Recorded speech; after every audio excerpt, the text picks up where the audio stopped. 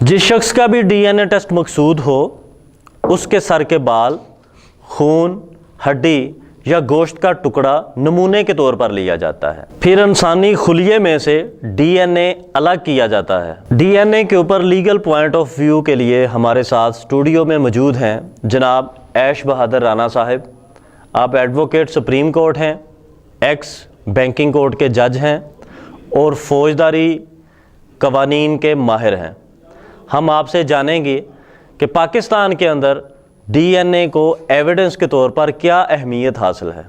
मैं शुक्रगुज़ार हूँ मियाँ साहब कि आपने आज एक बड़ा अहम टॉपिक चुना है और आप ख़ुद भी एक मारूफ एडवोकेट हैं क्रिमिनल साइड पे और प्रैक्टिसिंग लॉयर हैं और मुझे खुशी है कि आज मैं आपके साथ बैठा हूँ। My player. डीएनए टेस्ट जो है ये पाकिस्तान में आम तौर पे नहीं जाना जाता था कि इसकी क्या अहमियत है, डीएनए टेस्ट है क्या। बिल्कुल आम लोगों को नहीं पता। जी, आम लोगों को अब भी नहीं पता। अगर आप डीएनए टेस्ट के बारे में वेल कन्वर्सेंट होंगे, आम लोग जानते होंगे इसके बारे में, तो इससे पब्लिक में बहुत ज़्यादा फैसिलिटेशन होगी और उनको पता चलेगा कि किस तरीके से डीएनए के फ़वाइद क्या हैं, इसको किस तरीके से इस्तेमाल किया जा सकता है। पाकिस्तान में फोरेंसिक लैब का सिस्टम अभी इतना अपग्रेड नहीं है। जी बिल्कुल दुरुस्त कह रहे हैं कि अभी तक ये इब्तदाई सतह पे है और इसमें स्पेशलाइजेशन की ज़रूरत है, अच्छी लैब्स बनाने की ज़रूरत है। जी। मिसाल के तौर पे जो हमारी लैब्स हैं अभी तो दूध का टेस्ट नहीं कर सकती सही तौर पे, ये बच्चों का जो दूध है। हाई कोर्ट में केस गया, आप भी उसमें पेश हुए थे। जस्टिस मियां साकिब निसार उस वक्त जज हाई कोर्ट थे, तो उनके पास केस गया था तो उन्होंने कहा था कि मैं पाकिस्तान की लैब से मुतमिन नहीं हूँ, इसको लंदन भिजवाया जाए किसी अच्छी लैब में, और उन्होंने ऑर्डर भी कर दिया था। उसके बाद वो सुप्रीम कोर्ट चले गया, वो केस अभी तक पड़ा हुआ है। तो इसलिए इस मुल्क में डीएनए टेस्ट के लिए अच्छी लैब्स की ज़रूरत है और अगर अच्छी लैब्स नहीं होंगी तो इसके अच्छे रिजल्ट नहीं आएंगे। डीएनए टेस्ट जो है ये सिर्फ corroborative पीस ऑफ एविडेंस है, ताईदी है, तकीदी नहीं है। तकीदी नहीं है, ताईदी है सिर्फ, और सिर्फ आप डीएनए की बेस के ऊपर सिंपल किसी की कन्विक्शन नहीं कर सकते जब तक कि उसकी corroborative पीस ऑफ एविडेंस ना आ जाए, उसकी corroborative पीस ऑफ एविडेंस ना आ जाए। और इसमें एक बहुत बड़ा खला भी है। मिसाल के तौर पे अमेरिका और यूरोप में जी इसकी बहुत अहमियत है, लेकिन वहाँ पे भी मिस यूज़ हुआ है और जो सैंपल्स थे उनकी कंटेमिनेशन हुई और खुर्द बुर्द हुई, उसमें मिलावट हुई और रिजल्ट जो थे वो बदल दिए गए। मतलब वो तो जो लैब के माहिरीन हैं वो ही करते हैं। जी वो ही करते हैं और जो भी करवाना चाहे उनसे मिलके करेगा ना।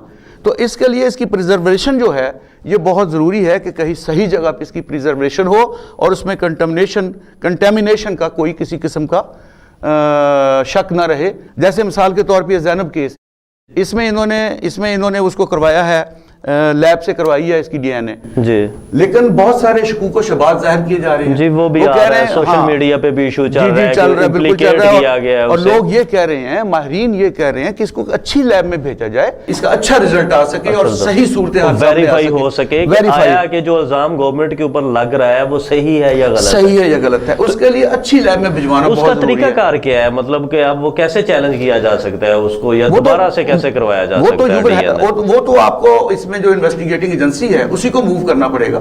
अच्छा, उसी को मूव करना पड़ेगा और वो उसको फिर दोबारा उसको करवा सकते हैं। जैसे कि इसमें आज खुद नोटिस लिया था सुप्रीम कोर्ट ने, सुप्रीम कोर्ट तो आया सुप्रीम कोर्ट 184(3) के तहत तो वो कर सकती है। कोई भी शख्स अगर एप्लीकेशन दे, वहां पे एप्लीकेशन मूव करे कि हमें शुकूक शबात हैं तो ये फलां शख्स का डीएनए दोबारा से करवाया जाए, ताकि अगर पीछे कोई स्कैंडल है या कोई चीजें हैं तो वो सामने बेनकाब हो सके। कोर्ट ये समझे कि ये जरूरी है in the interest of justice, for the ends of justice, तो उसमें वो कह सकते हैं। कोई उसके ऊपर जेआईटी तश्कील दी जा सकती है या किसी जज की निगरानी में भी वो करवाया जा सकता है। निगरानी में भेजा जा सकता है। जज की निगरानी तो खैर क्या होगी इसमें, वो तो श्योरिटी मांगेंगे। देखें, लैब पे आपको इत्मीनान करना पड़ेगा और अगर सुप्रीम कोर्ट इसमें जुडिशियल नोटिस लेता है तो फिर वो लैब जो है वो किस किस्म की होनी चाहिए जिस पे किसी किस्म के डाउट्स ना हो जी, जो अप टू द स्टैंडर्ड हो, जो ठीक हो गया। और जहाँ तक ताल्लुक है सैंपल्स का, तो सैंपल्स में कंटेमिनेशन अगर नहीं होगी तो इसका रिजल्ट आ सकता है। लेकिन एक बात, जहाँ पे रेप केसेस हैं जी, रेप केसेस में ये बहुत ज़्यादा इफ़ेक्टिव हो सकता है। مثال کے طور پہ ہسبینڈ ہے، وہ الزام لگاتا ہے کہ میری بیوی کے ساتھ تیسرے بندے نے ریپ کیا ہے جی، اب اس کا فیصلہ کیسے ہوگا کہ وہ ہسبینڈ کے ساتھ بطور بیوی اس نے کیا ہے یا تیسرے بندے نے آ کے ریپ کیا اس کے ساتھ؟ تو اس کا فیصلہ اس کے ذریعے ہو سکتا ہے، لیکن اس کے لیے بھی کورابریٹو پیس آف ایویڈنس چاہیے ہوگا جس میں وٹنسز ہوں گے اور اسٹیٹمنٹ آف دا وکٹم ہوگا۔ جی بالکل۔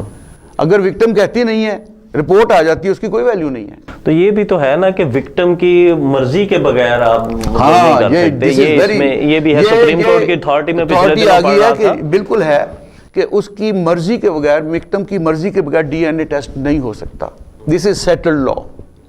اور ایک لیٹسٹ اتھارٹی آئی ہے، یہ ہے کرمنل اپیل نمبر 497/2009 اینڈ دو اپیلیں تھیں، کرمنل اپیل نمبر 496/2009۔ یہ تھی مسٹر جسٹس آصف سعید خان کھوسہ، مسٹر جسٹس مشیر عالم، مسٹر جسٹس دوست محمد خان۔ انہوں نے اس میں یہ ہولڈ کیا ہے کہ جب تک corroborative piece of evidence نہیں ہوگا، this is not a total conclusion and proof of the offense۔ اور اس میں انہوں نے یہ بندوں کو بری کیا کیونکہ corroborative piece of evidence نہیں تھی، لیکن ڈی این اے ٹیسٹ جو تھا وہ پازیٹیو تھا۔ اچھا، تو یہ بات طے ہے کہ جب تک ڈی این اے ٹیسٹ کی جو رپورٹ ہے اس کی corroborative piece of evidence نہیں آئے گا، that is not trustworthy اور اس پہ کنوکشن نہیں ہو سکتی، that is not reliable۔ کچھ ولدیت کے حوالے سے بھی کیس ایسے آ جاتے ہیں کورٹس میں کہ کوئی کلیم کرتا ہے کہ یہ بچہ میرا ہے یا اس طرح کی کوئی چیزیں سامنے اس میں بھی corroborative piece of evidence چاہیے ہوگا، اس میں بھی ڈی این اے کے ذریعے گواہ پیش کرنے ہوں گے ڈی این اے ٹیسٹ کے علاوہ کہ ہاں فلاں سن میں شادی ہوئی تھی، فلاں سن میں میں اس کا ماموں ہوں، چچا ہوں، تایا ہوں، محلے دار ہوں، میں نے اس کے گھر میں اس کی پیدائش ہوئی ہے۔ they will corroborate the piece of evidence۔ مطلب یہ تو بات کلیئر ہوگی کہ مجرم کی شناخت کے لیے ڈی این اے کے ذریعے پتہ چلایا جا سکتا ہے، سارا چلایا جا سکتا ہے، کون نہیں ہے، بالکل چلایا جا سکتا ہے، لیکن ایون دین آئی ول سے میں کہوں گا کہ this is not a complete evidence. اچھا، this is not a conclusive evidence.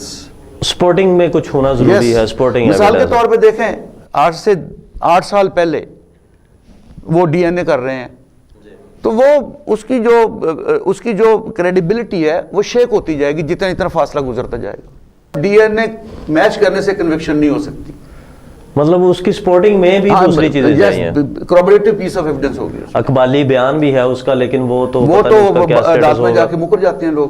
164 کا اسٹیٹمنٹ بھی ہوتا ہے جی، اقبالی بیان جسے کہتے ہیں۔